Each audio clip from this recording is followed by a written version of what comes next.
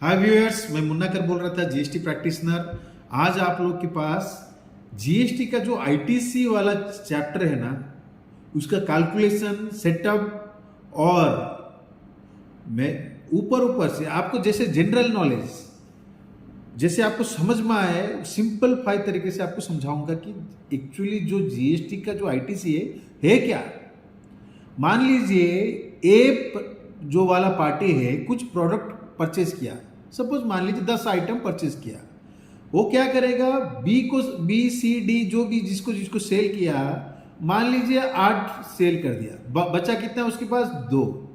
मान लीजिए उसका रेट टू रेट जाके अगर कोई किसी कारण से उसका बच गया 2 जो आइटम का जो टैक्स बोलने से परचेज में जो टैक्स जो आप पार्टी को पेमेंट कर चुके हो ऑलरेडी, नहीं तो करने वाले हो क्योंकि आपसे वो कलेक्ट करेगा, वही टैक्स आपका इलेक्ट्रॉनिक लेजर में जाके रह जाता है, उसको बोलते हैं आईटीसी।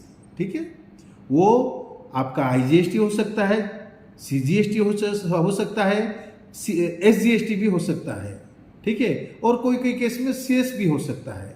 ठीक है, तो किसी भी फॉर्म में रह सकता है। उसको हम लोग को क्या करना पड़ेगा, आइदर आप क्या करेंगे प्रॉफिट में बेचो, नहीं तो क्या करेंगे, सपोज मान लीजिए मैं किसी भी मैंने कोई भी आइटम मान लीजिए मैं खरीदा 5 रुपया में, सडनली वो मार्केट क्या हो गया 4 रुपये में गिर गया, तो मुझे तो लॉस बुक हो गया, लेकिन ये जो आईटीसी पार्ट है वो रह गया मेरे बुक्स में, उसको तो यूज करना पड़ेगा ना, नहीं तो वो क्या एक सर्टेन पीरियड के बाद वो भी लैप्स हो जाएगा।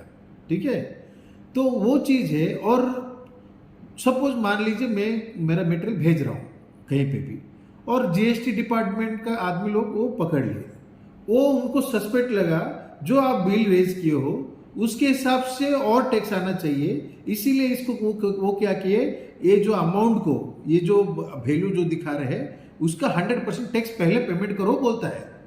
आप बाद में आप पार्टी को बेचिए और उसको क्या करिए, उसके बाद आप टैक्स कलेक्ट करिए, नहीं तो आप जो भी फलाना करना, वी डोंट नो। सिंपल बोलेगा कि ये जो आप बिल भेजे हो एग्जैक्टली आप पेमेंट क्या करते हो अपने को समझ नहीं है, अभी का अभी ये जो बिल का जो अमाउंट है आप प्री मैंने पेमेंट करो, एडवांस पेमेंट करो करके।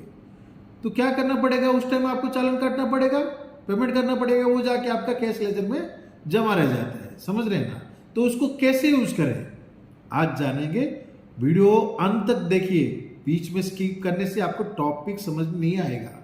मैं क्या समझाना चाहता हूं, अगर आप स्टार्टिंग से एंड तक प्रॉपर नहीं देखेंगे तो समझ में नहीं आएगा। ठीक है, चलते हैं पोर्टल के। Electronic cash and input tax credit ITC ledger, अभी मैं आपको बोला था, वो बोल रहा है सपोज मान लीजिए आपका आईटीसी किसी फॉर्म में है, सीजीएसटी, एसजीएसटी, यूटीजीएसटी, आईजीएसटी और सेस किसी भी फॉर्म में है, वो सेम हेड में आप एडजस्ट कर दो।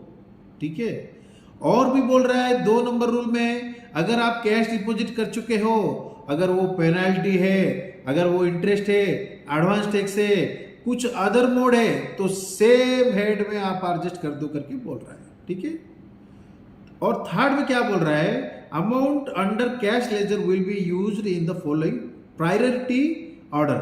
सेल्फ असेस्ड टैक्स हो गया, सपोज मान लीजिए इस महीने में मुझे टैक्स पेमेंट करना है तो एडजस्ट कर लो बोल रहा है वो। Other dues related to return of previous tax period, मान लीजिए प्रीवियस टैक्स पीरियड में आपका कैलकुलेशन था लेकिन किसी वजह से आप पेमेंट नहीं कर पाए, तो वो पेमेंट को पहले इसमें से करिए। ठीक है, और वो बोल रहा है कि tax liability reported but not paid में आपको बोला interest penalty fee arising out of previous month return period declarations, तो उस हिसाब से अपने को एडजस्ट और पेमेंट कर सकते हैं। ठीक है, नीचे और थोड़ा देखते हैं। सेल्फ असेस टैक्स आपको मैं बोल चुका हूं, current month tax liability includes liability for invoices and amendments uploaded for previous month, ITC reversal due to mismatch of invoice, reversal under section 42 bracket 5 bracket 6 for M-2 tax period, और C में क्या बोल रहे हैं, tax amount increased in M tax month tax period as consequence of reduction of liability by supplier in M2 tax period but without corresponding reduction in ITC by the receiver section 43 bracket 6। D में क्या बोल रहा है, liability for invoices and other consolidated declaration uploaded for the month current month, ठीक है। Any other amount payable under the act और the rules made there under including the demand and determined under section 73 and 74।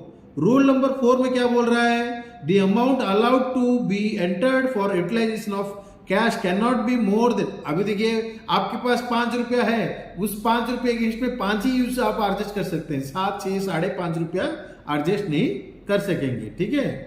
उसके बाद नीचे देखिए how to utilize the input tax credit. आपको input tax credit कैसे मैंने एडजस्ट करेंगे, मान लीजिए आपके पास आईजीएसटी है तो आपको पहले आईजीएसटी के साथ एडजस्ट करो, आईजीएसटी के लाइबिलिटी के साथ एडजस्ट करिए, उसके बाद आईजीएसटी का सीजीएसटी और एसजीएसटी, मैंने आईजीएसटी रहने से आप आईजीएसटी में कर सकते हैं, सीजीएसटी में कर सकते हैं, एसजीएसटी में कर सकते हैं। अगर आपके पास सीजीएसटी है तो पहले आईजीएसटी और सीजीएसटी में ही कर सकेंगे। अगर मान लीजिए आपके पास एसजीएसटी का इनपुट है तो आप आईजीएसटी और एसजीएसटी ही एडजस्ट कर पाएंगे, ठीक है। तो आपको मैं आशा करता हूं इसके जरिए बेसिक जो एडजस्टमेंट है आईटीसी का जो और एक लास्ट है, और क्या है, सपोज आप ट्रांसपोर्ट सर्विस लेते हैं और आरसीएम आपका रेज होता है, तो ये सब जितने भी आईटीसी आप यूज मैंने उसके अगेंस्ट में यूज नहीं कर सकते हैं। आरसीएम के लिए अलग से पेमेंट करना पड़ेगा और उसको इनपुट में जाके एडजस्ट करना पड़ेगा, मैंने अवेल कर सकते हैं आईटीसी, ठीक है।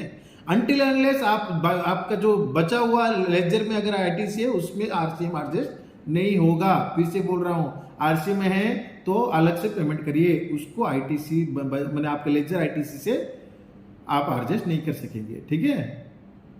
आज का वीडियो में अगर आप लोगों को कुछ भी समझ में आए, नहीं तो कुछ भी डाउट है प्लीज कमेंट करिए, क्योंकि ये आईटीसी पार्ट बहुत कॉम्प्लिकेटेड है, ठीक है। थैंक यू, धन्यवाद, जय हिंद।